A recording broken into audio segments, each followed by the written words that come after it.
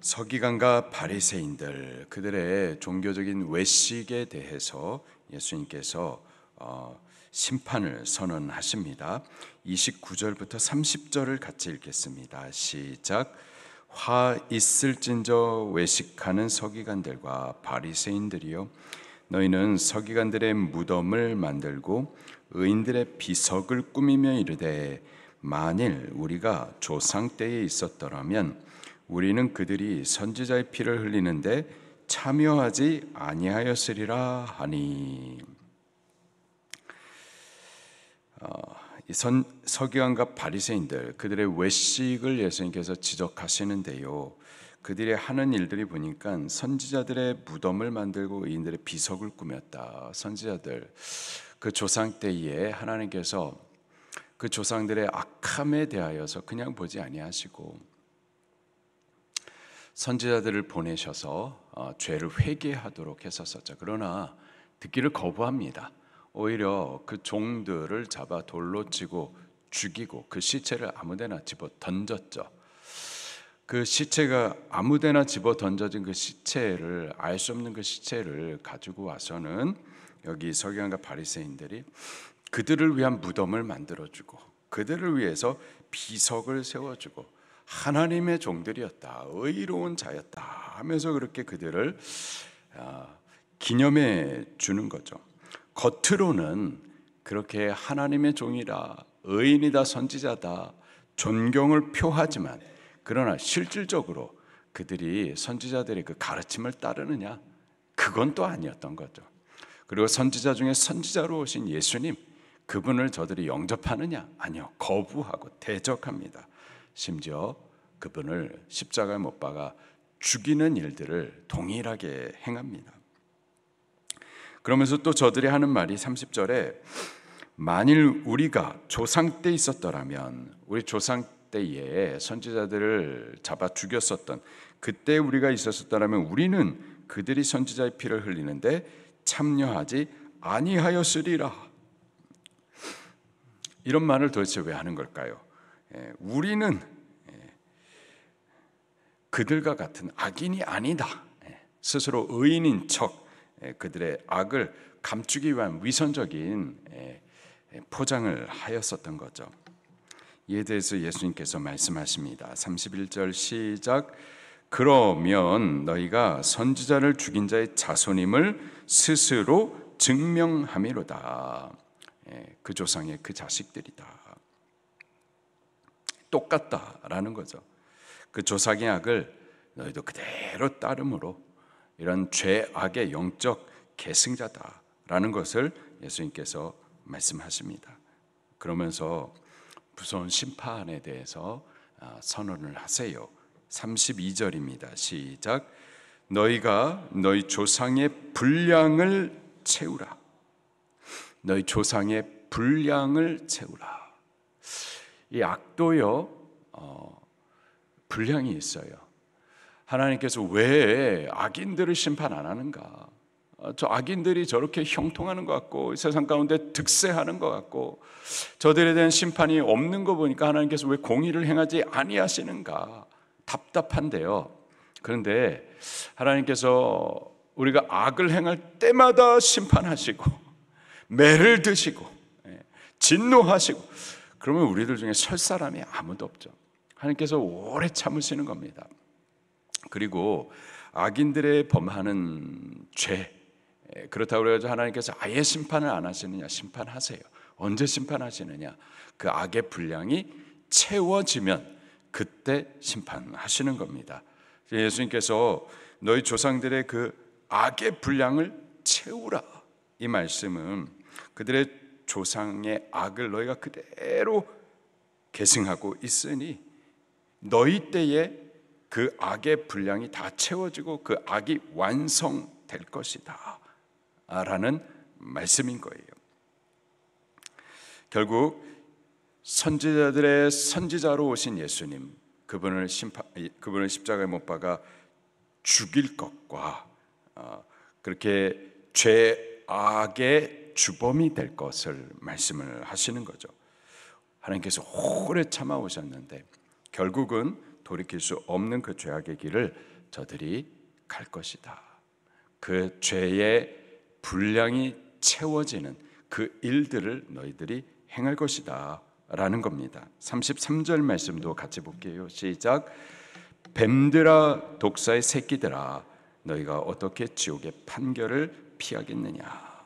뱀들아 독사의 새끼들아. 창세기 3장 15절에 보게 되면은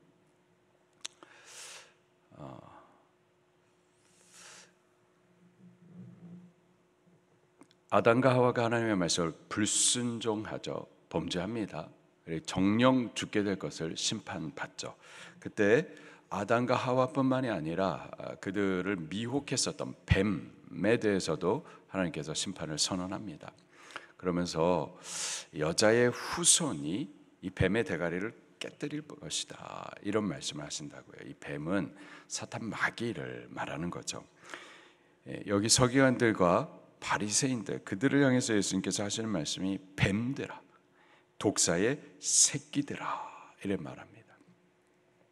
하나님을 대적하는 이들 그들은 마귀의 종들인 거죠. 그러면서 하시는 말씀이 너희가 어떻게 지옥의 판결을 피하겠느냐. 결국은 지옥에 던져지게 될 것을 말합니다. 그들이 누군데요? 서기관과 바리새인들 유대인들입니다. 하나님을 섬긴다고 하는 이들이었어요.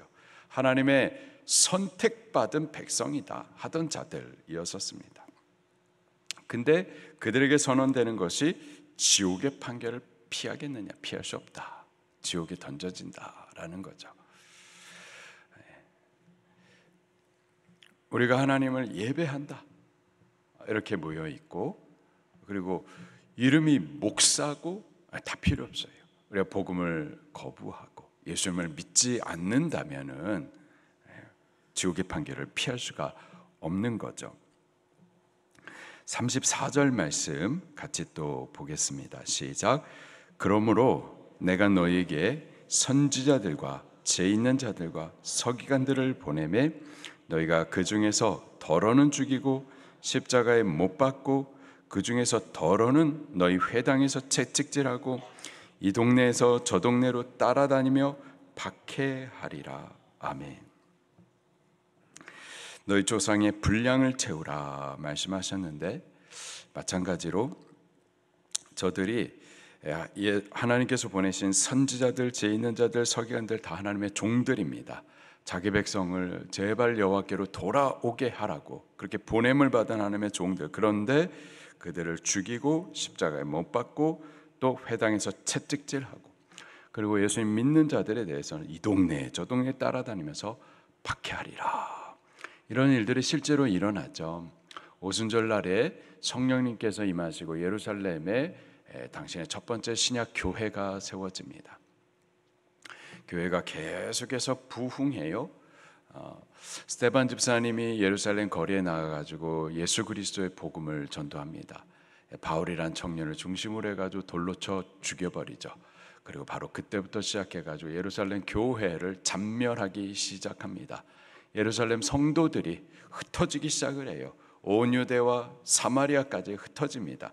그랬더니 흩어진 그곳까지 가가지고는 또 잡아 잔멸하고 바울이란 청년이 또 일어나가지고 변화를 받고 복음의 종이 돼가지고 또 이방 땅까지 흩어져가지고 복음을 증거하면은 거기까지 가가지고 또 유대인들이 괴롭게 하고 복음을 대적하는 일들을 하죠.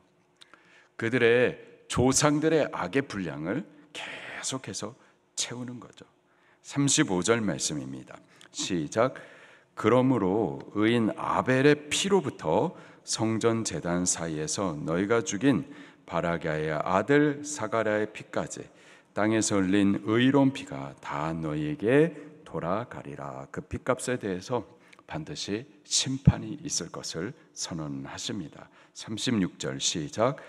내가 진실로 너에게 이르노니 이것이 다 이 세대에 돌아가리라. 이 약한 세대, 이 외식하는 세대, 복음을 대적하는 세대. 여기서 말하는 세대는 그때만을 말하는 것이 아니고요, 영적인 의미로서 모든 복음을 대적하는 자들, 그들에게 이러한 심판이 있을 것을 말씀하십니다. 37절부터 39절 말씀까지 같이 보겠습니다. 시작. 예루살렘아 예루살렘아 선지자들을 죽이고 내게 파송된 자들을 돌로 치는 자여, 암탉이 그 새끼를 날개 아래 모은 같이 내가 내 자녀를 모려한 일이 몇 번이더냐.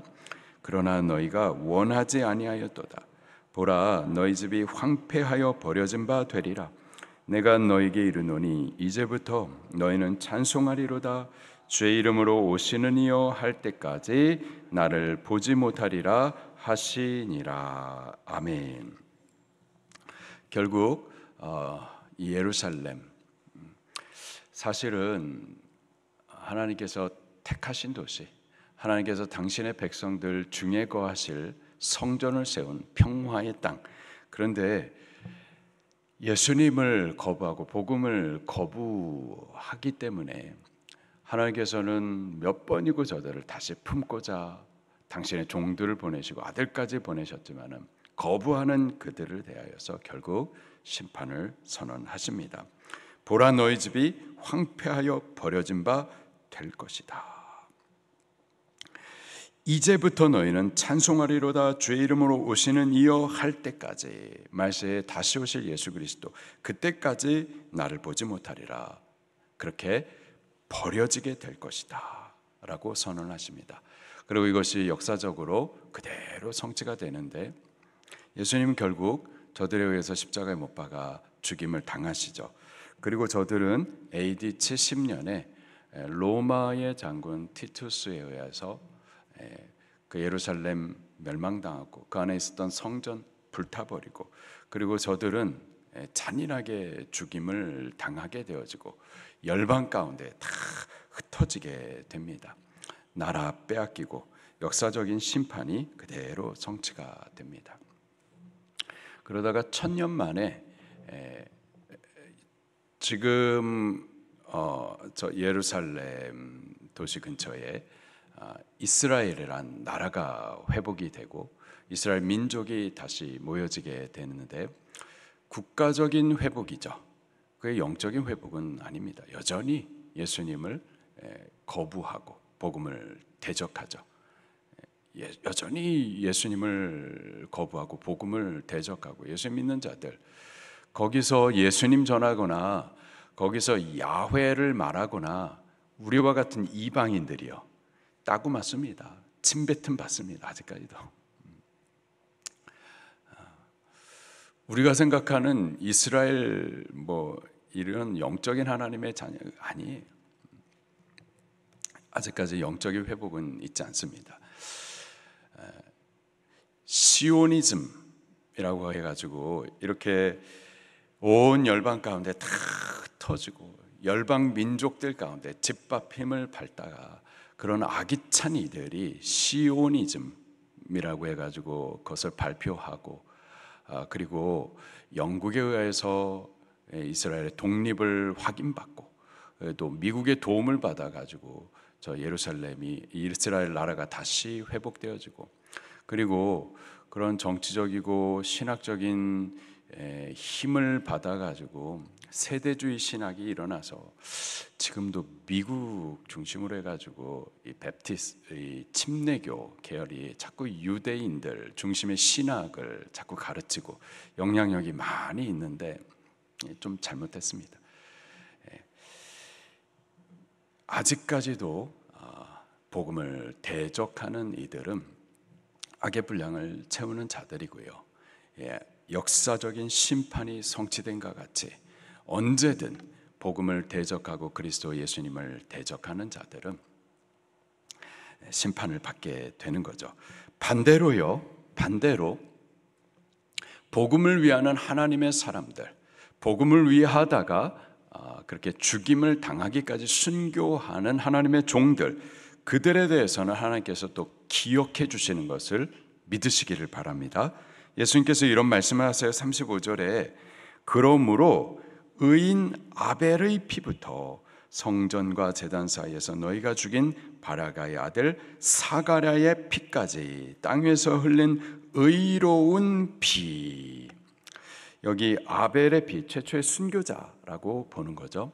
그리고 사가랴, 구약시대의 마지막 때에 순교당한 사람들 중에 한 사람입니다.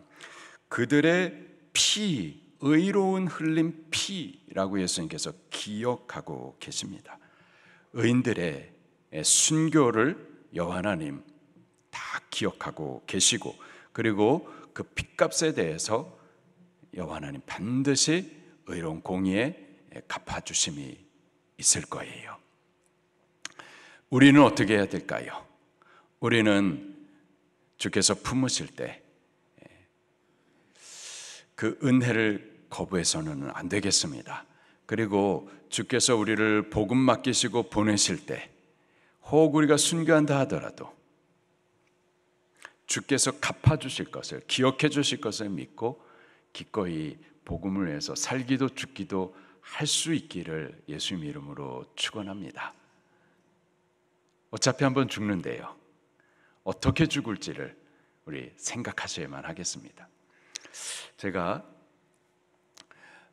결혼하기 전에 저는 신학교에서 은혜를 많이 받아서 결혼 그 사진을 신학교 가가지고 찍었는데, 오랜만에 신학교 가서 보니까 거의 기숙사 앞에 학생들이 기숙사 문 앞에다가 이렇게 글자를 갖다가 새겨놨는데, 평범한 죽음을 두려워하라, 이런 글자를 써놨더라고요.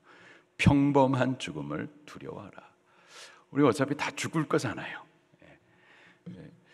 이렇게 죽든 저렇게 죽든 분명히 죽을 건데, 그 죽음이 주를 위하는 죽음이어야지 그냥 떠밀려 죽는 죽음, 그런 죽음을 두려워하라. 우리 복음을 위해서 살고 또 복음을 위하다가 죽을 수 있는 자들이 꼭 될 수 있기를 예수님 이름으로 축원합니다. 오늘 하루를 그렇게 복음을 위해서 살고 복음을 위하다가 우리들도 혹 빈잔을 듣고 버려짐을 당하고 멸시를 받고 그럴 수 있게 되기까지 복음을 위하여 살기를 예수님 이름으로 축원합니다. 말씀 붙들고 통성으로 기도하시겠습니다.